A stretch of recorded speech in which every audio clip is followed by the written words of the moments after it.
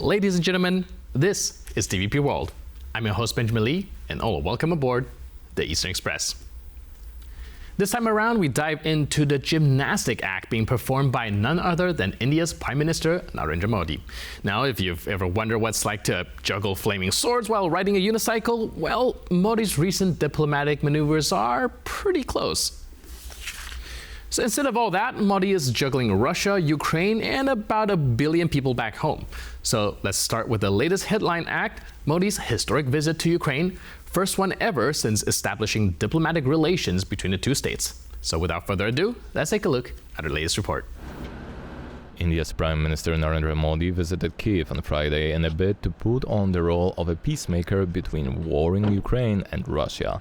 Several documents on cooperation in health, agriculture, humanitarian relations and culture were signed during the visit, the first since Ukraine's independence and just before its Independence Day. This must have left a positive impression on President Zelensky. In an interview on Sunday, Zelensky emphasized his support for India hosting the Global Peace Summit, speaking of India as, quote, a great country and a great democracy, end quote. He stipulated, however, that any potential host of the summit would have to endorse the summit communiqué, which remained unchanged ever since the first peace summit held in Bürgenstock resort in Switzerland in June this year. The communiqué upholds, among others, the sovereignty, independence and territorial integrity of Ukraine within its internationally recognized borders, including territorial waters. Zelensky said he reviewed the first peace summit's communiqué in its entirety with Modi during their recent meeting. Ukraine's president added that he was open to India's participation in the peace formula, particularly the humanitarian aspect of returning children affected by the war. And now let's take a look at the issue in greater detail. This visit was Modi's first to Ukraine since it gained independence, making it a significant moment, especially considering the backdrop. India has been cozying up to Russia like they're in a Siberian winter scenario. We're talking about billions of dollars in trade, oil deals, and defense ties that go back decades. But then Modi pops up in Ukraine and the timing couldn't be more delicate. Just a few weeks ago, Modi was in Moscow shaking hands with Vladimir Putin, and last Friday he was in Kyiv sipping tea with Volodymyr Zelensky. Much like trying to be best friends with both Batman and the Joker at the same time. I wonder how that would work. Now, India's relationship with Russia is like that old pair of jeans that you just can't throw away. Comfortable, reliable, and with pockets deep enough to carry things like the S-400 missile systems and discounted oil. But while Modi was exchanging pleasantries in Moscow last month, Russian missiles were raining down on a Ukrainian children's hospital. Cue global outrage and cue Modi's PR team scrambling like they've just realized that they left the stove on. Fast forward to the Ukrainian visit, and you can see why this was a critical moment. Modi needed to show the world, and especially Ukraine, that India isn't just another face in the crowd. Ukraine has been pushing India to take a clearer stand against Russia's aggression, but let's be real, India's been about as neutral as a referee paid off by both teams. Zelensky, on the other hand, is keen on stronger ties with India. Ukraine's not just after moral support, they're eyeing economic and defense collaborations too. So, let's talk numbers. India-Ukrainian trade was at a mere $3.3 billion last year, a drop in the ocean compared to the $65 billion flowing between India and Russia. Ukraine wants in on that action, hoping for partnerships in agriculture, aviation, and pharmaceuticals. The visit, though, wasn't without its hiccups. Rumors were swirling about a defense logistic pact that could have been a big deal, literally and figuratively. But surprise, surprise, it didn't happen. Why? Well, because committing fully to Ukraine would have been like walking into a Russian bear trap with a stake tied around your neck. And to make matters worse, India's been ramping up its oil purchase from Russia, even as the West is trying to starve Putin's war machine of funds. In recent weeks, it has even surpassed another major Asian powerhouse in the ranking of who's going to buy the most discounted Russian oil. Wonder who that could be. Well, we arrive at the elephant, or should I say dragon, in the room, China. India's got its eyes on China, which is why it's been cozying up to the United States and its allies.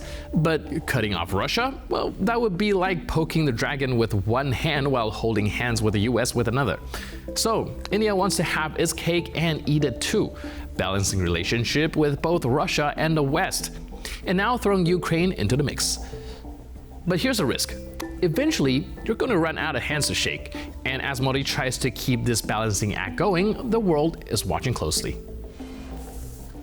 Will India's strategy of strategic autonomy hold up, or will it collapse under the weight of its contradictions? Only time will tell, but one thing's for sure, the stakes here are Ukraine's survival, and that's only getting more pricey. And now here to shed more light on the issue is Professor Piotr Kowalski, lecturer at the Jagiellonian University in Krakow. Hello, sir, and welcome to Eastern Express. Hello, and thank you very much for having me. So we're looking at Modi's juggling act when it comes to Warsaw, Ukraine, as well as Russia. And well, my first question would be, we do know that India is probably one of the biggest benefactors of this war. Is there any incentive for Modi to actually pursue peace? Well, yes, Modi wants to be seen as a very global player, and he wants to project India as a very clear voice of the global south. And Modi definitely wants to be a very strong partner with Moscow. But at the same time, I suppose that he's looking for a more nuanced position as a global leader who has both the good relations with Moscow and with Kiev. And maybe India is also very much interested in building its very strong position in the diplomatic world as the country that wants to be seen as neutral, or at least as a very responsible stakeholder in international affairs. So that's why he decided to visit Kiev and Warsaw after visiting a month before Moscow and Russia. And Modi also is fully aware of the fact that he was very much criticized by Western countries after his visit to Moscow, and how he embraced Putin, how he was presented by the international media as a close friend of Putin. Yes, he was probably a bit worried about his own position in the global affairs. That's why he made a very crucial decision to visit both Warsaw and Kiev, to change the perception of the international community when it comes to India and its role in the global affairs. And how do you think it's been going so far? We do know that there's a lot of symbolic gesture being made, but when it comes to actually signing any substantial contract or any substantial decision, it didn't really come into fruition. Do you think that's enough to change the international perception when it comes to India? Well, that's only the beginning. Yes, we don't know much about the real conversation behind the closed doors between Modi and Zelensky. That lasted around 3 hours, and probably Zelensky proposed some peace initiatives that he wanted Modi to accept. But it's very hard to say right now whether Modi would be really interested in popularizing this peace initiative prepared in Kiev. Well, bad symbols also, they do have their own significance. And also we need to remember that when Modi was visiting Moscow last month, he was there when Children's Hospital was struck, and many people died, and that was quite symbolic. And that's why I suppose Zelensky decided to take Modi to the War Museum, well, to the exhibition remembering around 570 children who were killed during the war. And I suppose that Modi was really very much moved by this exhibition. Well, we could see that observing his face. And he placed a teddy bear, very symbolic gesture, in this very well-designed shrine dedicated to commemorating the children who became martyrs, as Modi observed on the social media. Well, I suppose these symbols somehow may appeal to people in India who are very much critical of the Western position toward Russia, because I don't think that India is really interested in weakening its own relations with Russia. No, that is impossible. In fact, India nowadays is the biggest importer of Russian oil and also depends heavily on arms which are produced in Russia. And it is very unlikely that the situation will change overnight. As I said, it is only the beginning, and probably Modi's visit is very much appreciated both in Warsaw and in Kiev. And I suppose Putin was not very happy when he very carefully observed Modi's visit to both countries. And also, it is quite important to remember that in Warsaw, Modi declared quite openly that India is not a neutral country, it's on the side of peace. Now, the question is whether India can become a real peace broker in the months to come. That seems nowadays very unlikely, but who knows? India might become, and together with China, however unlikely it sounds right now, India may become a very just important partner in bringing both warring states to the negotiating table. It is possible, and it might happen by the end of this year. You brought up a lot of topic here, so let's kind of dissect that. First of all, I was also wondering, like you mentioned, India is right now purchasing a lot of Russian oil and relying a lot on import-export from Russia. Do you think that the incentive for strengthening his position in the international arena in and of itself is enough for Modi to change his tune? Or do you think it's more of a possibility where he's juggling both sides? Well, I suppose the second option is much more likely. I think so, because, well, as I said, India is a developing country and it needs plenty of oil at a discounted price. And Russia is offering a lot to India.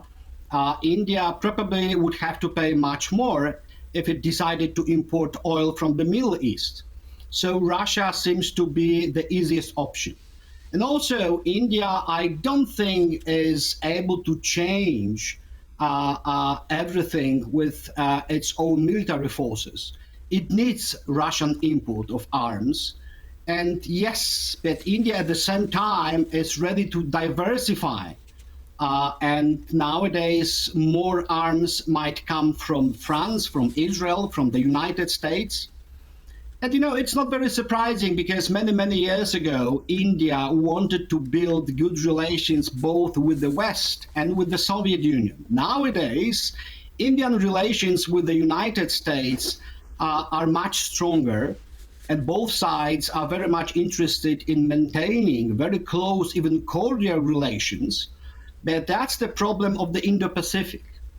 India is far away from Europe, but also New Delhi wants to maintain good relations with selected European countries. Central Europe was quite far away from the political radar in New Delhi. Nowadays it has changed. But I suppose that Modi personally wants to be seen as the chief representative of the Global South, especially when many people in the Global South are aware of the fact that China is a big competitor, and many leaders of the Global South would love to cooperate more successfully with Modi.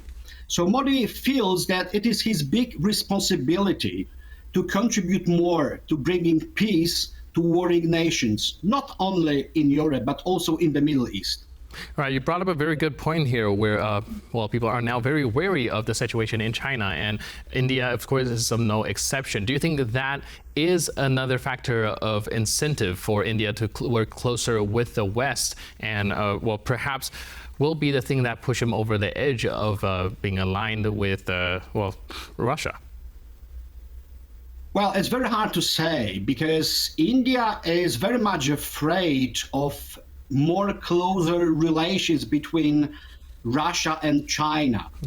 So if India built much stronger relations with the West, with Western Europe, with the United States, and at the cost of somehow weakening its own contacts with Moscow, that might have a very serious consequences. So China might build stronger relations with Russia. And that would be extremely dangerous for Indian policies in Asia. So I suppose that India wants to keep a very balanced position in the world. So wants to maintain good relations with the West, but at the same time doesn't want to reduce its own contacts with Moscow and with Putin personally, because India is very much afraid of a growing Chinese impact on international relations. And yes, we have to understand the position of New Delhi in the global world. India knows that China is expanding quite successfully in Asia. That's why it should pursue a very careful foreign policy. And I suppose Modi's visit to Ukraine and Poland are good examples of it. So, like you mentioned, of course, India with this balancing act, there's many factors going into this. One of it is personal interest, but the other is also kind of necessity. How much do you think each is fueling India's decision in its juggling act right now? The pragmatic fact of having something to gain from it, or do you think it's an inevitability that they have to kind of play this both sides politics? Well, but India has pursued a very pragmatic foreign policy for many, many years. But at the same time, we need to remember that Modi wants to be seen as a Vishwaguru, so some sort of a global guru, a person who may contribute a lot to bringing peace to different parts of the world. And that also matters.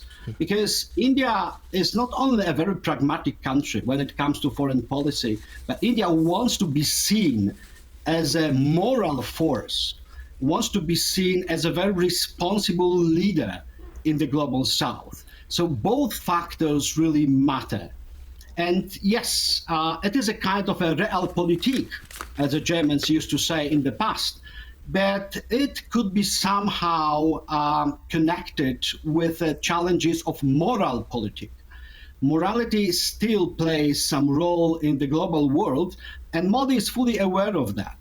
So it's very hard to offer any serious incentives to Modi when the West wants India somehow to change the scope of cooperation with Moscow. It is a big challenge.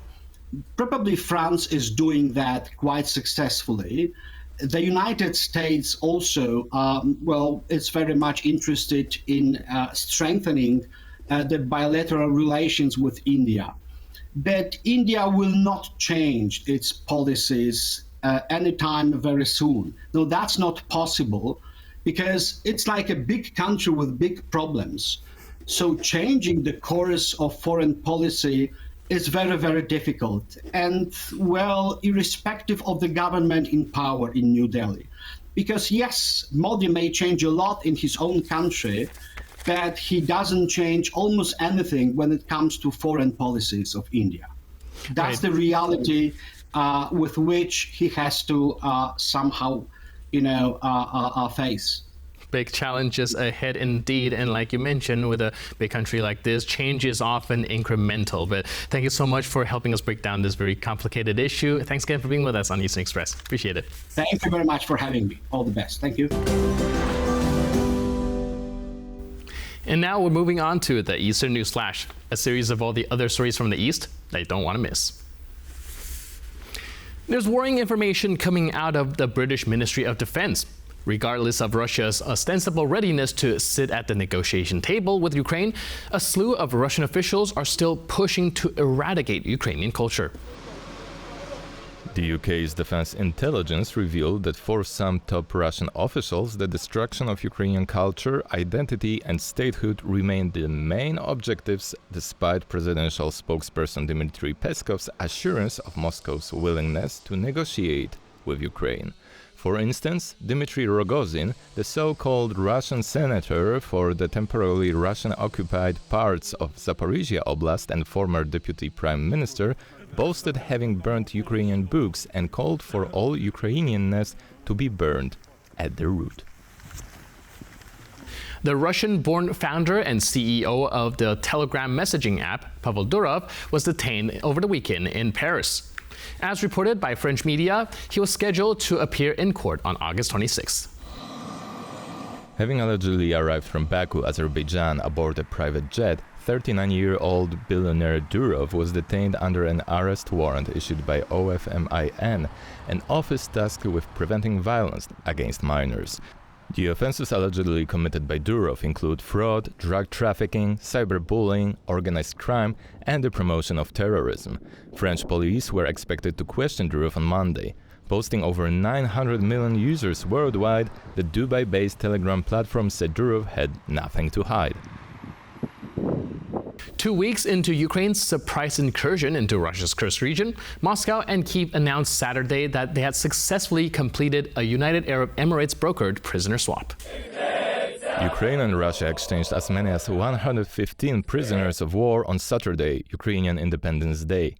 The swap was finalized as Kyiv is mounting its offensive in the Kursk region and as Moscow is pushing eastward into Ukraine. Kyiv says it captured hundreds of prisoners during its Kursk offensive. Moscow confirmed the swap, adding that it had returned 115 soldiers taken captive in Kursk. The Russian Defense Ministry said the troops were currently in neighboring Belarus, where they are receiving psychological medical help and would be brought to Russia soon.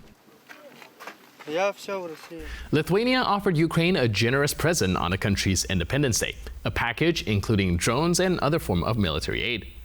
On its part, Latvia said it would allocate 20 million euros in 2025 to boost Ukraine's defenses. Vilnius will transfer 5,000 drones to Kyiv by the end of autumn to help Ukraine in its fight against the Russian invader. Lithuanian Prime Minister Ingrida Šimonytė said on X that by September, Vilnius will provide Ukraine with a new package of short-range anti-aircraft missile systems and anti-drones, guns, ammunition and equipment, in addition to allocating 35 million euros for the purchase of radars and demining equipment for Ukraine. Meanwhile, Latvia said it would allocate 20 million euros for an international drone coalition designed to strengthen Ukraine's defense capabilities in 2025. And that's all on this episode of Eastern Express. But for more news, update, and commentary, please stay tuned to TVP World.